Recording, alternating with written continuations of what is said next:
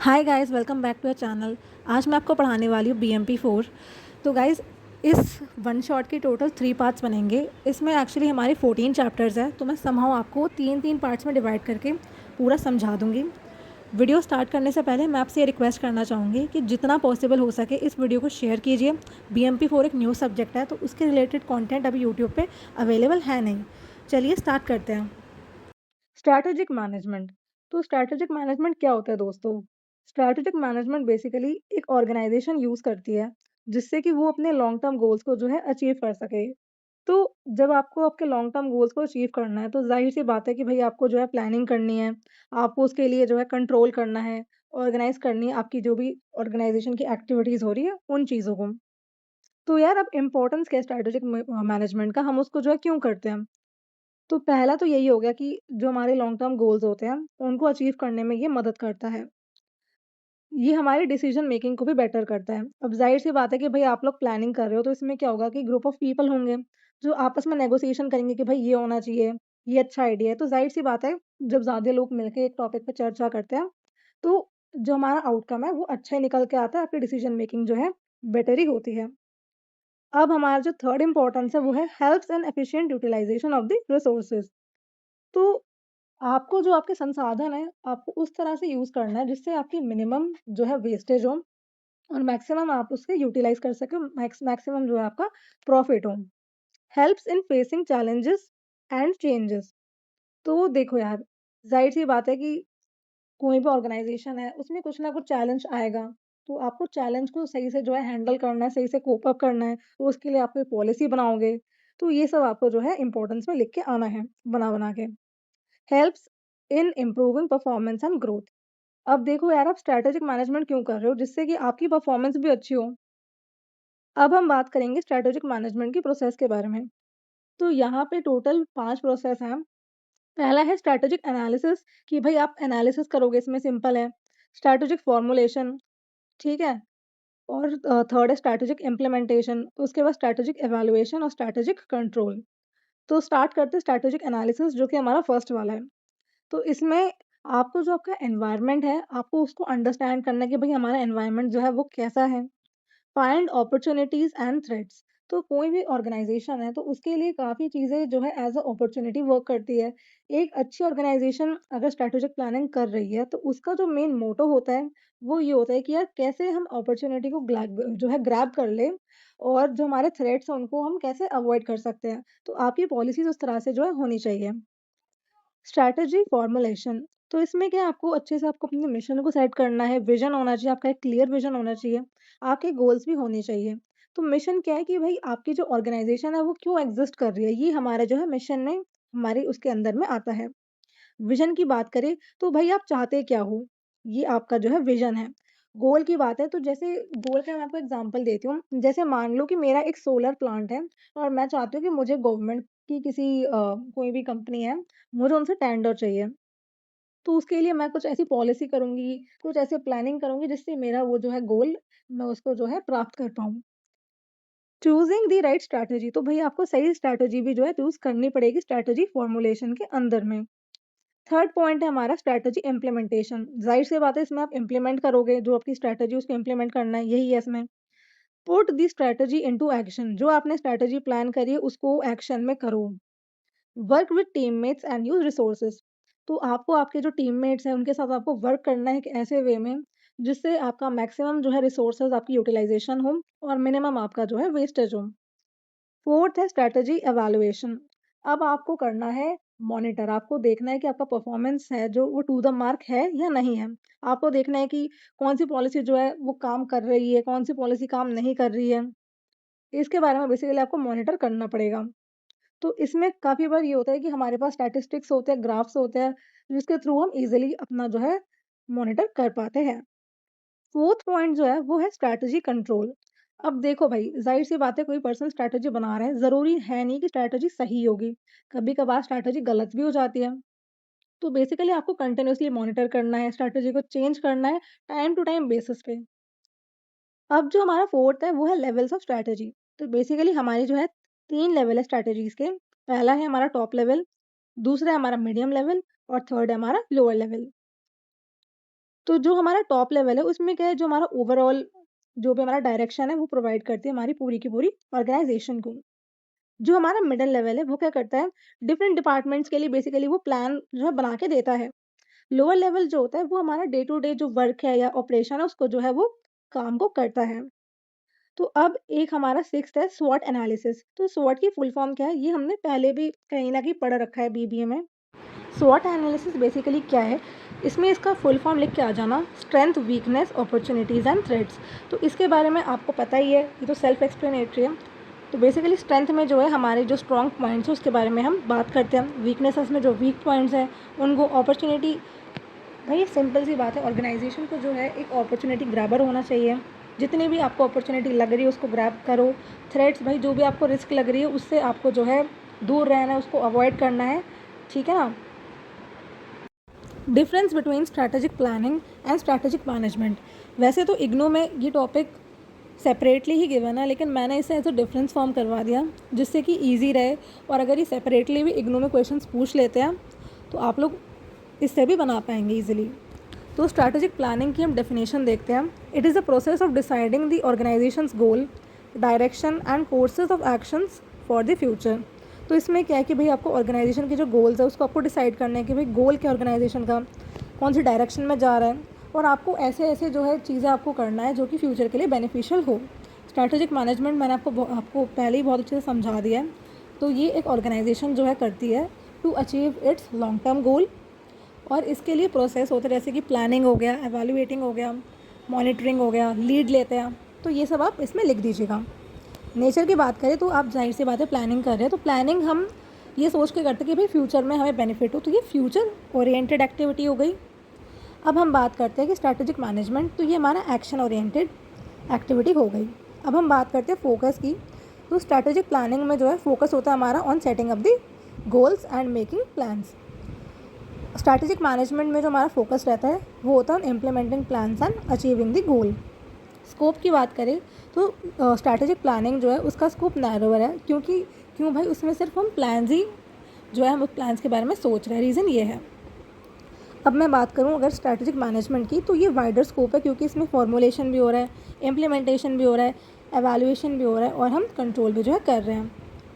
Time duration की बात करूं तो स्ट्रैटेजिक प्लानिंग जो है वो हम for a long term duration करते हैं। स्ट्रैटेजिक मैनेजमेंट में क्या है कि दोनों को कवर कर रहा है, लॉन्ग को भी और शॉर्ट को भी।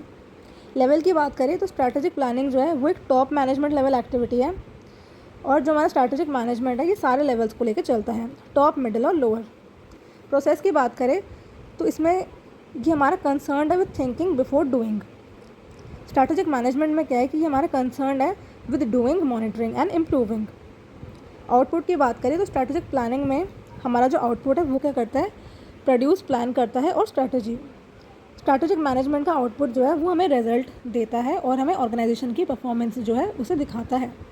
फ्लेक्सिबिलिटी की बात करें तो जो हमारा स्ट्रैटेजिक प्लानिंग है बेसिकली हम प्लान ही बना रहे हैं, तो प्लान को हम अपने हिसाब से चेंज भी कर सकते हैं, फ्लेक्सिबल है।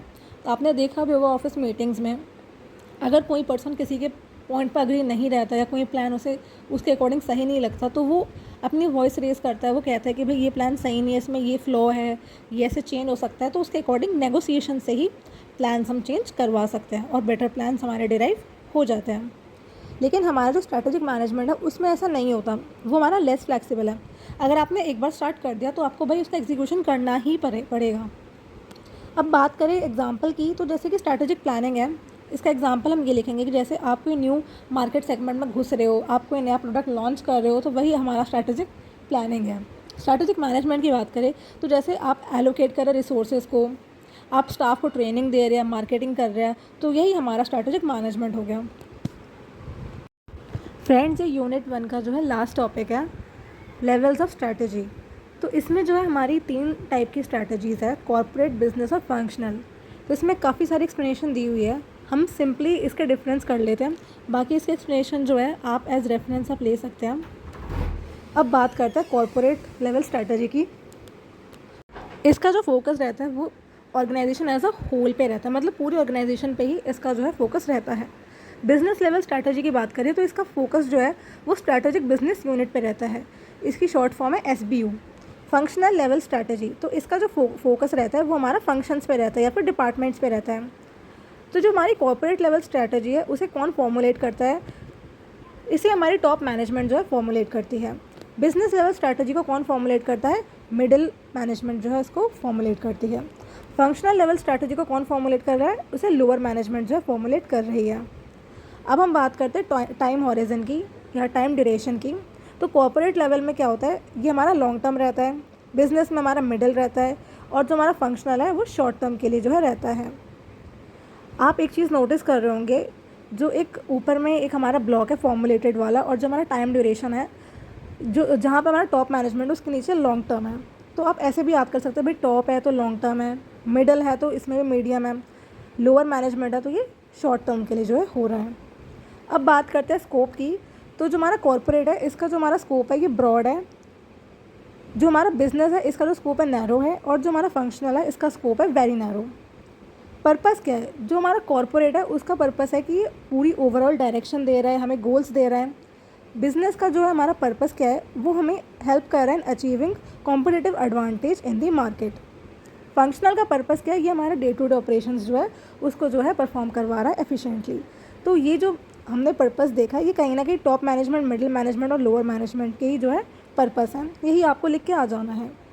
अब बात करते हैं एग्जाम्पल की। तो कॉर्पोरेट का एग्जाम्पल है expansion, merger. Business level strategy का एग्जांपल हो गया जैसे कि कॉस्ट लीडरशिप, डिफरेंशिएशन इन प्रोडक्ट लाइन। फंक्शनल का जो एग्जांपल है वो हो गया जैसे marketing team, HR plan, production plan. Marketing भी प्लान ही है, टीम नहीं है। तो यार इसके साथ हम यूनिट 1 को कंप्लीट करते हैं। अब मैं आपको यूनिट 2 पढ़ाने वाली हूँ। Unit 2 strategic management process. तो स्ट्रैटेजिक मैनेजमेंट प्रोसेस ये वाला जो टॉपिक है ये हमने यूनिट 1 में कहीं ना कहीं कवर कर लिया था अच्छे से। तो ये जो 2.2 में जो हेडिंग है ये वही है जो हम यूनिट 1 में कवर कर चुके हैं। अब हम 2.3 पे देखते हैं, स्ट्रैटेजिक फॉर्मुलेशन फेज। तो इसमें हमारी जैसे कि हेडिंग्स है vision, mission, environmental scanning, goals and objective. इसके बारे में हम स्टडी कर लेते हैं। अगर हमने ये पूरा पेज कर लिया तो हमारा यूनिट 2 जो है कवर हो जाएगा, और हम आराम से, मैंने ऐसे डिज़ाइन किया है कि बाकी सारे जितने भी यूनिट्स हैं 1 या 2 पेज में कवर करवा दूँगी। उससे क्या है कि आप लोग अपना आंसर आराम से बना के लिख पाएंगे और ज़्यादा प्रेशर भी नहीं होगा, प्लस वीडियो भी ज़्यादा लंबी नहीं होगी। तो पहले बात करते हैं विज़न की। तो विज़न क्या होता है कि भाई विज़न हमें एक डायरेक्शन देता है कि भाई हमें करना क्या है। ये बेसिकली ऑर्गेनाइजेशन के लिए ही रहता है। तो विज़न आपको नाम से पता चल रहा है कि भाई वो एक पिक्चर देता है हमें। मिशन की बात करें तो मिशन बेसिकली ये है कि ऑर्गेनाइजेशन है ही क्यों, ये हमारा मिशन है कि भाई उन्हें करना क्या है। एनवायरमेंटल स्कैनिंग, तो ये क्या है, ये इन्वॉल्व करता है studying the internal and external environment. तो ये जो है इंटरनल और एक्सटर्नल एनवायरनमेंट ये मैं आपको आगे के यूनिट्स में कवर करवा दूंगी इन दी फॉर्म ऑफ डिफरेंस। तो अभी आप इतना ही देखिए कि इंटरनल जो है वो हमारी स्ट्रेंथ और वीकनेस में डील करती है, और जो हमारा एक्सटर्नल है वो अपॉर्चुनिटी और थ्रेट को लेकर डील करता है। अब बात करते हैं गोल्स एंड ऑब्जेक्टिव की। तो गोल्स जो है वो क्या है, ब्रॉड स्टेटमेंट्स है कि भाई ऑर्गेनाइजेशन अचीव क्या करना चाहता है। हम कहते हैं ना कि भाई ऑर्गेनाइजेशन का गोल क्या है, तो भाई उसको प्राप्त क्या करना है, वही हमारा जो है गोल हो गया। ऑब्जेक्टिव जो होता है वो स्मार्ट होने चाहिए। स्मार्ट का जो फुल फॉर्म होता है वो होता है specific, measurable, achievable, realistic and time bound target. तो इसमें हमने क्या किया, 2.3 हेडिंग हमने कवर कर लिया। अब हम 2.4 हेडिंग देखते हैं, स्ट्रैटेजिक इम्प्लीमेंटेशन फेज। तो यह कह रहा है putting the strategies into action, मतलब जो भी आपने स्ट्रैटेजी, जो भी आपने प्लान किया है उसको क्या करना है, आपको एक्शन में जो है करना है। एलोकेटिंग रिसोर्सेज, इसमें आपको वही लिखना है कि भाई जो मैंने बोला था मैक्सिमम यूटिलाइजेशन करवा लो, जिससे कि जो है आपका मिनिमम लॉस हो या वेस्टेज हो। यही होता है हमारा efficient allocation of the resources. Creating organisational structure, organisation का स्ट्रक्चर होना चाहिए प्रॉपर। मोटिवेटिंग एम्प्लॉयज़, भाई जाहिर सी बात है जितना भी काम होता है ऑर्गेनाइजेशन में वो एम्प्लॉयज़ ही करते हैं, तो आपको उन्हें मोटिवेट भी करना है, उन्हें इंसेंटिव्स देने हैं, जो भी है वो सब आप लिख सकते हैं। मोराल उनका जो है अप रहे। क्या ये लीडिंग एंड कोऑर्डिनेटिंग एक्टिविटीज़। 2.5 जो है वो हमारा जो हेडिंग है वो है strategic evaluation and control phase. तो ये क्या करता है, इंश्योर करता है कि जो हमारी स्ट्रैटेजीज़ है वो वर्किंग है एज़ प्लान्ड, मतलब जो सोचा था वैसे ही क्या काम कर रहा है या नहीं कर रहा। इससे क्या है कि भाई हमारे जो गोल्स होते हैं वो हम अचीव कर पाते हैं।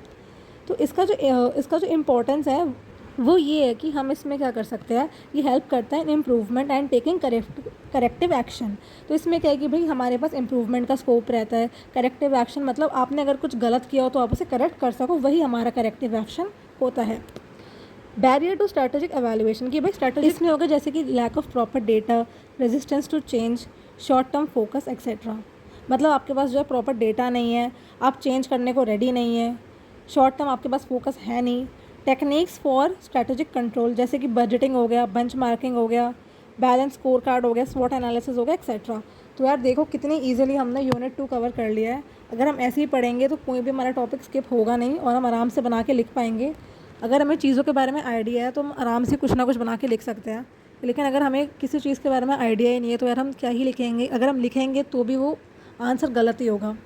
चलो अब मैं यूनिट 3 आपको करवा देती हूँ जल्दी जल्दी। Unit 3 difference between strategic planning versus operational planning.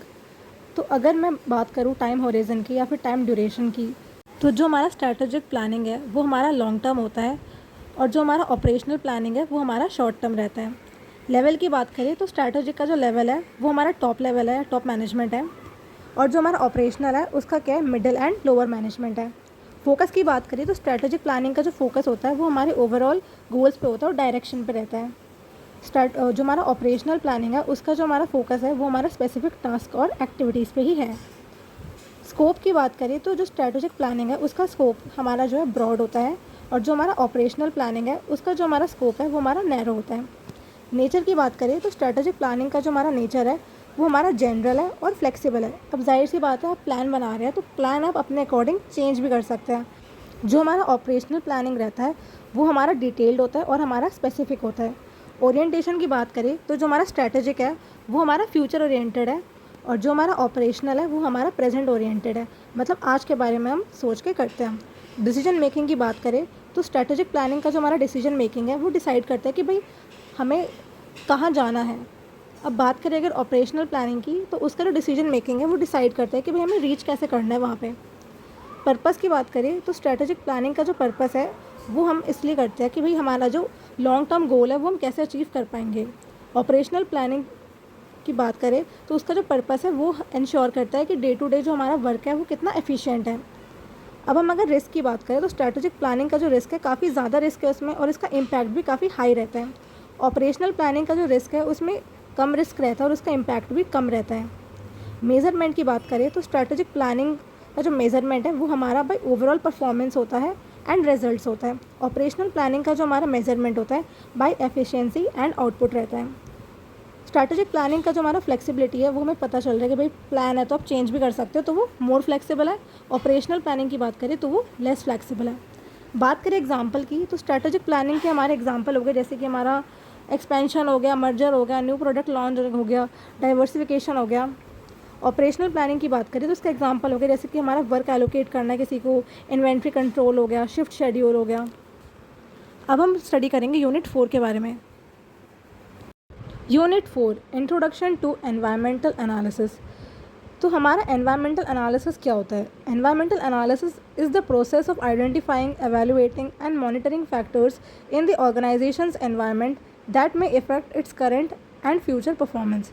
तो यार ये एक प्रोसेस है, इसमें हम क्या कर रहे हैं, आइडेंटिफाई करेंगे, एवेलुएट करेंगे, फिर मॉनिटर करेंगे फैक्टर्स को जो कि हमारे ऑर्गेनाइजेशन के एनवायरनमेंट को इफ़ेक्ट कर रहा है, उसकी प्रेजेंट और फ्यूचर परफॉर्मेंस को। यही हमारा एनवायरमेंटल एनालिसिस है। तो इन शॉर्ट यहाँ पे लिखा है कि ये हेल्प करता है ऑर्गेनाइजेशन को prepare for opportunities and threats. तो एनवायरमेंटल एनालिसिस में बेसिकली अगर हम बात करें एनवायरनमेंट की तो एक ऑर्गेनाइजेशन के लिए उसका एनवायरनमेंट क्या होगा, इनसाइड और आउटसाइड एनवायरनमेंट ही होगा। तो अब हम इसका फीचर्स पढ़ लेते हैं कि इसमें फ़ीचर्स में क्या क्या है। तो इसका पहला फीचर्स है ऑल एनकम्पासिंग। तो इसमें क्या होता है, ये हर चीज़ इंक्लूड करता है जो कि हमारे ऑर्गेनाइजेशन के अंदर है और बाहर है। डायनामिक की बात करें तो भाई डायनामिक का मतलब यह है कि भाई जो स्टडी नहीं है नेचर में, जो चेंज होता रहता है हमेशा। कॉम्प्लेक्स की बात करें तो इसमें क्या होता है, इसमें बहुत सारे इंटर रिलेटेड फैक्टर्स होते हैं। अनसर्टन की बात करें, अनसर्टन इन नेचर का मतलब ही यही है कि भाई तुम उसको प्रिडिक्शन नहीं लगा सकते, तुम कितना भी तुम डेटा यूज़ कर लो उसका प्रिडिक्शन लगाना बिल्कुल ही नामुमकिन है। अनसर्टन को हम रैंडम भी कहते हैं। इन्फ्लुएंशियल, तो भाई इन्फ्लुएंशियल मतलब आप समझ सकते हो कि वो ऐसा इन्वायरमेंट होगा जो कि हमारे ऑर्गेनाइजेशन को कहीं ना कहीं इफेक्ट कर रहा है, उसके डिसीजंस को या फिर उसके परफॉर्मेंस को। इम्पॉर्टेंस ऑफ एनवायरमेंटल एनालिसिस कि भाई हमें एनवायरमेंटल एनालिसिस की ज़रूरत क्या है। तो पहली बात तो भाई ये हमारे हेल्प करता है in identifying opportunities and threats कि भाई हमारी ऑर्गेनाइजेशन के लिए अपॉर्चुनिटी क्या है, थ्रेट क्या है, उसके अकॉर्डिंग हमें कैसे प्लान लेना है। इम्प्रूव डिसीजन मेकिंग, तो ये हमारे डिसीजन मेकिंग में भी जो है हेल्प करता है। Helps in risk prediction and planning, तो जाहिर सी बात है कि भाई जब हमें अपॉर्चुनिटीज़ की बात पता चल रही है, थ्रेट्स की बात पता चल रही है, तो थ्रेट में क्या है, बेसिकली रिस्क ही है, तो वो हेल्प कर रहे हैं in risk management. Enhances organisational performance, तो भाई इससे हमारी परफॉर्मेंस जो है वो भी बढ़िया हो रही है।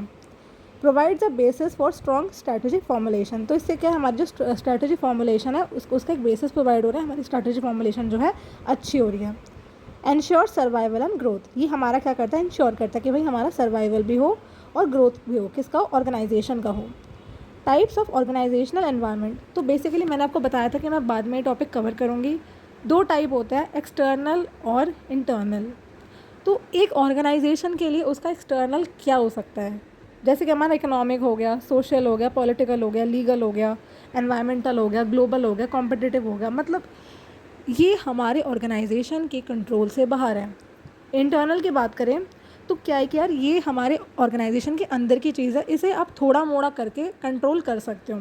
जैसे आपके ऑर्गेनाइजेशन के पीपल हो गए, स्ट्रक्चर हो गए, रिसोर्सेज हो गए, कल्चर हो गया, सिस्टम हो गया, प्रोसेसेस हो गया, इसे हम अभी बाद में भी डिटेल में करेंगे, आप लोग घबराइए मत। इंपॉर्टेंट टूल्स एंड टेक्निक, स्वॉट analysis, PESTEL framework, Porter 5 forces model, इसे हम आगे डिटेल में कवर करेंगे। टाइप्स ऑफ ऑर्गेनाइजेशनल एनवायरनमेंट, तो यार इसके दो टाइप है, एक्सटर्नल एनवायरनमेंट और इंटरनल एनवायरनमेंट। तो एक्सटर्नल वो चीज़ है जो एक ऑर्गेनाइजेशन के कंट्रोल के बियॉन्ड है, और इंटरनल में वो है जो ऑर्गेनाइजेशन के अंदर की चीज़ है और आप उसे कंट्रोल कर सकते हो। इसके बारे में आपको मैंने थोड़ी देर पहले ही बताया, लेकिन मैंने सोचा कि क्यों ना इसको थोड़ा डिटेल में समझा जाए जिससे आप लोग आराम से बना के लिख सकें। तो पहले हम की डिफरेंस वाले टेबल को देख लेते हैं। तो एक्सटर्नल फैक्टर, तो जो एक्सटर्नल एनवायरनमेंट उसका मीनिंग क्या है, फैक्टर हमारा ऑर्गेनाइजेशन, और इंटरनल में क्या है कि भाई ऐसे फैक्टर्स जो हमारे ऑर्गेनाइजेशन के इनसाइड में है, अंदर प्रेजेंट है। कंट्रोल की बात करें तो भाई एक्सटर्नल में आप क्या ही कंट्रोल करोगे, आपके कंट्रोल के बियॉन्ड है वो। इंटरनल में क्या है कि भाई आपके ऑर्गेनाइजेशन के अंदर की चीज़ है, आप उसे कंट्रोल कर सकते हैं। स्कोप की बात करें तो एक्सटर्नल का जो स्कोप है भाई वो वाइडर है, कॉम्प्लेक्स है। इंटरनल की बात करें तो भाई उसका स्कोप नैरोअर है और वो स्पेसिफिक है। एक्सटर्नल के अगर हम एग्जांपल्स की बात करें तो इकोनॉमिक, सोशल, टेक्नोलॉजिकल, पॉलिटिकल, ये एग्जांपल्स हो गए। इंटरनल की बात करें तो भाई जो एम्प्लॉयज़ है, जो काम कर ऑर्गेनाइजेशन में, स्ट्रक्चर, रिसोर्सेज, पॉलिसीज़, इन सब चीज़ों को आप चेंज कर सकते हैं। इम्पैक्ट की बात करें तो जो हमारा एक्सटर्नल है वो क्या करता है, हमारे लिए अपॉर्चुनिटी क्रिएट करता है और हमारे लिए थ्रेट्स भी जो है क्रिएट करके देता है। अब बात करें इंटरनल की, तो इसका इम्पैक्ट जो होता है ये क्या करता है, हमारे लिए स्ट्रेंथ डिटरमाइन करता है और एफिशिएंसी भी डिटरमाइन करके देता है। बाकी जो मैंने यहाँ पे लिखा है कि भाई क्या क्या इसमें इंक्लूड करता है, मैंने आपको बस थोड़ा बहुत बताया, आपको इसको डिटेल में जो भी ये लिखा है इसके अंदर के पॉइंट्स आप लोग बना के लिख लीजिएगा, इसमें तो आप लोग है ही expert. Important tools and techniques for environmental analysis, तो इसमें पहला जो टूल है वो है हमारा स्वॉट एनालिसिस। तो अगर क्वेश्चन में ऐसा पूछते हैं कि व्हाट इज़ स्वॉट एनालिसिस या फिर important tools and techniques for environmental analysis, तो स्वॉट एनालिसिस में आपको सबसे पहले उसकी फुल फॉर्म लिखनी है कि स्वॉट stands for strengths, weakness, opportunities and threats. उसके बाद आपको इन ब्लॉक्स को इंडिविजुअली एक्सप्लेन करना है। तो अगर हम स्ट्रेंथ की बात करें तो ये क्या बताता है हमें, जितनी भी एडवांटेज हो एक ऑर्गेनाइजेशन की वही स्ट्रेंथ है। जैसे कि यार अगर आपके ऑर्गेनाइजेशन में स्किल्ड एम्प्लॉयज़ है तो वो आपकी एक स्ट्रेंथ हो गई। अगर आपका अच्छा फाइनेंशियल पोजीशन है आपकी ऑर्गेनाइजेशन का तो वो भी आपके लिए एक स्ट्रेंथ हो गया। अगर आपकी organisation high quality goods sell कर रही है तो वो भी एक अच्छी बात हुई। अब हम बात करते हैं वीकनेस की। तो वीकनेस क्या है, ये लिमिटेशन है या फिर प्रॉब्लम है एक ऑर्गेनाइजेशन के लिए। जैसे कि आपकी ऑर्गेनाइजेशन जो है उसके पास फंड नहीं है तो वो उसकी वीकनेस है। आपकी ऑर्गेनाइजेशन जो है आउटडेटेड टेक्नोलॉजी यूज़ कर रही है, मैनेजमेंट अच्छा नहीं है, लिमिटेड प्रोडक्ट रेंज है, तो वो आपकी वीकनेस है। बाकी मैं आपको ये जो पॉइंट्स बोल रही हूँ आपको इसको बढ़ा चढ़ा के लिखना है, तभी जाके आपको नंबर मिल पाएंगे। अब बात करें अपॉर्चुनिटीज़ की, तो अपॉर्चुनिटी जो है, सपोज़ आपका एक बिज़नेस है, आपको अपॉर्चुनिटी मिल रही है, कहीं पे कोई प्रोजेक्ट मिल रहा है तो आपको उसको तुरंत ही ग्रैब कर लेना है। एग्जांपल ले लो, जैसे कि कोई न्यू टेक्नोलॉजी आई है, आप उसे ग्रैब कर रहे हो, गवर्नमेंट सपोर्ट आपको मिल रहा है तो आप उसे ग्रैब कर रहे हो, वो आपके लिए एक अपॉर्चुनिटी होगी। एक्सपेंशन कर रहे हो आप कोई दूसरी जगह, नहीं न्यू मार्केट में, तो वो भी आपके लिए एक अपॉर्चुनिटी हो गया। थ्रेट की बात करें तो ये बेसिकली यार चैलेंजेस हो गए एक ऑर्गेनाइजेशन के लिए जो कि आपके बिजनेस को नुकसान पहुंचा सकती है। जैसे कि एग्जांपल के तौर पर मैं आपको बताऊं, जैसे कि अगर आपको स्ट्रॉन्ग कंपटीशन फेस करना पड़ रहा है तो ये एक थ्रेट ही हो गया। इकोनॉमिक रिसेशन हो गया तो ये भी आपके लिए दिक्कत वाली बात हो गई। चेंजिंग कस्टमर प्रेफरेंसेस, जैसे आप काम करते हो नेस्ले में, आपको पता है कि नेस्ले और आईटीसी की यूपी में बहुत कंपटीशन होता है। कभी कस्टमर को मैगी अच्छी लगती है, कभी कस्टमर को यूपी अच्छी लगती है। तो ये एक कस्टमर का चेंजिंग बिहेवियर है, चेंजिंग बाइंग बिहेवियर है। टेक्नोलॉजिकल फैक्टर की बात करें तो यार जो हमारी टेक्नोलॉजी में चेंज हो रहा है उसकी वजह से भी हमारे जो बिज़नेस ऑपरेशंस हैं उन पर फ़र्क पड़ रहा है। एग्जांपल ले लो, जैसे यार आपने सुना होगा कि लोग कहते हैं, स्पेशली आईटी वाले बहुत बोलते हैं कि यार एआई की वजह से हमारी जॉब चली गई, ऑटोमेशन की वजह से भी बहुत लोगों की जॉब चली गई है। जैसे कोई अगर फैक्ट्री है, पहले काम लेबर कर रहे थे या जो भी वर्कर है वो कर रहे थे, अब जो है इन्होंने एक मशीन लगा दी है तो मशीन ने लोगों की जॉब खा ली। अब बात करते हैं लीगल की, तो लीगल में वही है, रूल रेगुलेशन की बात होती है। जैसे कि हमारे लेबर लॉज हो गए, कंज्यूमर प्रोटेक्शन लॉज हो गए। ई से आता है हमारा एनवायरनमेंट। तो एनवायरनमेंट की बात करें तो एनवायरनमेंट जो होता है आपको पता है, एनवायरनमेंट भी बिज़नेस को इफेक्ट करता है। जैसे आपने सुना होगा एग्जांपल के लिए कि दिल्ली में यमुना नदी है, उसमें जो हमारे बिजनेसेस कर रहे हैं, जो लोग जिनकी फैक्ट्री है वो क्या कर रहे हैं, अनट्रीटेड सीवेज वहाँ पे यमुना नदी में डाल रहे हैं। इसकी वजह से वाटर पोल्यूशन हो रहा है, दिक्कत आ रही है। तो यही हमारा पेस्टल फ्रेमवर्क है। चलो अब पढ़ते हैं पोर्टर्स 5 फोर्सेस मॉडल के बारे में। तो इसका जो पहला पॉइंट है वो है थ्रेट ऑफ न्यू एंट्रेंट्स। तो नाम से पता चल रहा है कि भाई अगर कोई न्यू कंपनी आ रही है तो उनके लिए एक दिक्कत है, एक थ्रेट है। सेकंड जो हमारा पॉइंट है वो है बार्गेनिंग पावर ऑफ बायर्स। तो आपने देखा भी होगा, स्पेशली अगर आपकी मदर साथ में जा रही है, आपकी सिस्टर जा रही है, क्योंकि गर्ल्स स्पेशली ज़्यादा बार्गेन कर लेती है। तो कस्टमर्स की एक एबिलिटी होती है कि भाई जो सेलिंग प्राइस है उससे कम में ख़रीद लेना, वही जो है बार्गेनिंग हो गई।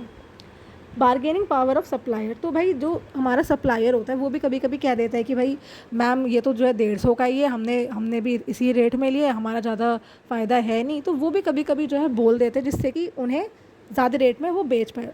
बेशक उन्होंने 100 रुपये में ख़रीदा हो, बोलेंगे मैम हमने भी इतने में ख़रीदा है, हमें ज़्यादा बचता नहीं है, और ऐसे करके वो अपना आइटम जो है चिपका देते कस्टमर को। थ्रेट ऑफ सब्सटीट्यूट प्रोडक्ट, तो क्या होता है अगर अवेलेबिलिटी आपके पास है ऑल्टरनेटिव प्रोडक्ट की जो कि सेम नीड को सेटिस्फाई कर दे, तो कहीं ना कहीं थ्रेट ही है। तो जैसे कि इसमें आपको बताती हूँ कि जो हमारे कस्टमर्स होते हैं वो ऑल्टरनेटिव पे स्विच करते रहते हैं। अब बात करें राइवलरी अमंग एग्जिस्टिंग कॉम्पिटिटर्स की, तो इसमें क्या है कि काफ़ी कंपटीशन है करंट फर्म्स में, तो इसकी वजह से जो है एक फर्म ने अपना रेट कम किया, दूसरी भी कम करेगी, तो ऐसे होता रहता है। अप्रोचेस टू एनवायरमेंटल एनालिसिस, ये हमारे यूनिट 4 का लास्ट टॉपिक है। तो इसमें क्या है, डिफरेंट हम वेज यूज़ करते हैं। तो पहला हो गया हमारा एड हॉक अप्रोच, फिर आगे सिस्टमेटिक अप्रोच, फिर आगे सिनेरियो एनालिसिस, फिर आगे फोरकास्टिंग, फिर आगे बेंचमार्किंग, एनवायरमेंटल स्क्रीनिंग। तो एड हॉक अप्रोच को हम स्टडी करते हैं, तो हम इसे यूज़ करते हैं फॉर शॉर्ट टर्म इश्यूज़, ठीक है ना। और ये क्या कॉजल है एंड इंफॉर्मेशनल एनालिसिस है। सिस्टमेटिक की बात करें तो इसमें जाहिर सी बात है, सिस्टमेटिक नाम से पता चल रहा है कि एक प्रॉपर स्ट्रक्चर इसमें फॉलो होता है, ये ज़्यादा ऑर्गेनाइज भी होता है। सिनेरियो एनालिसिस, तो सिनेरियो एनालिसिस में क्या होता है कि आप मल्टीपल फ्यूचर सिनेरियो को आप इमेजिन करते हो और उसके अकॉर्डिंग जो है आप चीज़ों को उसके अकॉर्डिंग एनालिसिस करते हो। आप इसमें क्या है जो अनसर्टनिटीज़ है उसके लिए भी आप प्रिपेयर हो जाते हो। फोरकास्टिंग में क्या होता है, आपने सुना है जैसे कि वेदर फोरकास्टिंग, तो इसमें क्या है कि आप वेदर को फोरकास्ट करते हो, मतलब उसके बारे में पता लगाते हो, उसके बारे में प्रिडिक्शन करते हो। बेंचमार्किंग में क्या है कि आप बेसिकली कंपेयर करते हो किसी स्टैंडर्ड गुड से, तो वो आपकी बेंचमार्किंग है। इससे क्या है कि आप अपनी परफॉर्मेंस को इम्प्रूव कर पाते हो। एनवायरमेंटल स्क्रीनिंग, तो इसमें क्या है कंटिन्यूसली आप मॉनिटर करोगे एनवायरनमेंट को। तो यार हमारी यूनिट 4 फाइनली ख़त्म होती है, अब हम मिलते हैं यूनिट 5 में।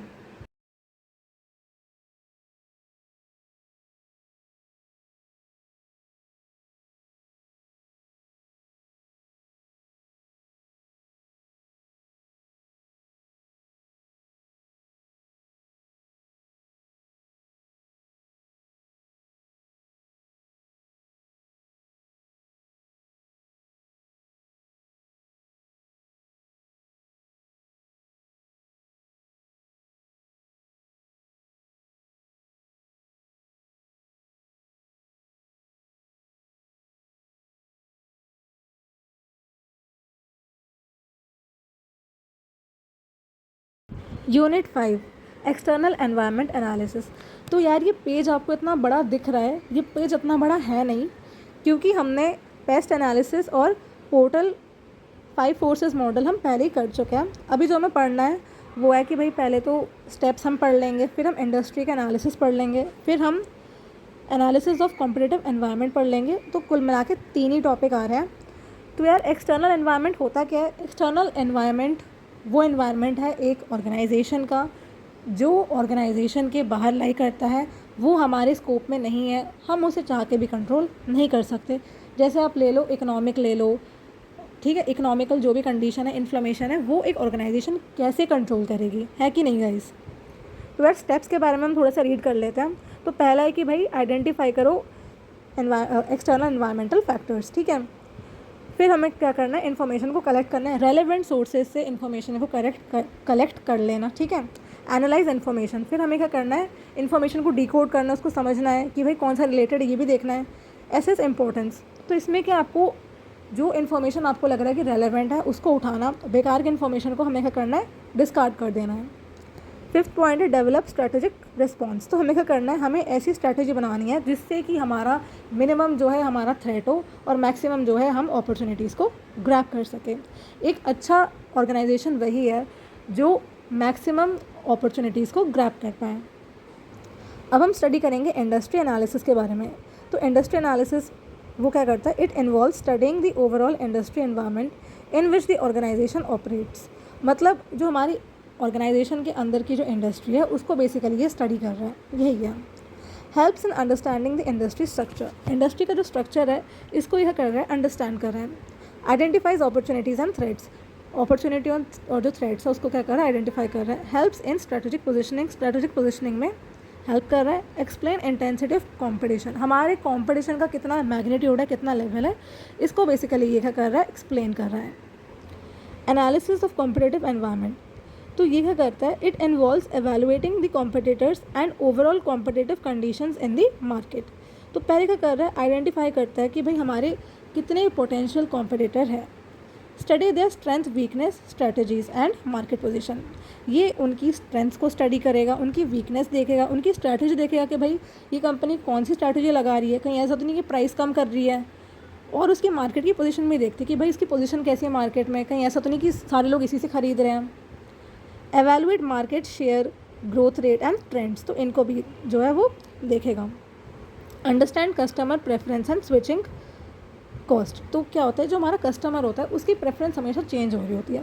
सपोज़ आज आप डेयरी मिल्क की चॉकलेट खा रहे हो, ठीक है, जो कि 10 रुपये की आती है। आपने देखा कि मार्केट में कोई नया ब्रांड आ गया जो कि आपको 10 रुपये में उससे ज़्यादा चॉकलेट प्रोवाइड कर रहा है, प्लस क्वालिटी भी सेम ही है, क्वालिटी में ज़्यादा डिफरेंस है नहीं, तो अब वो दूसरी चॉकलेट ही चूज़ करोगे ना, क्यों डेयरी मिल्क लोगे आप? वैसे डेयरी मिल्क में इतनी कम जो आती है। Use insights to build competitive advantage. तो यार यूनिट 5 भी हमारा ख़त्म होता है, अब यूनिट 6 हम कर लेते हैं।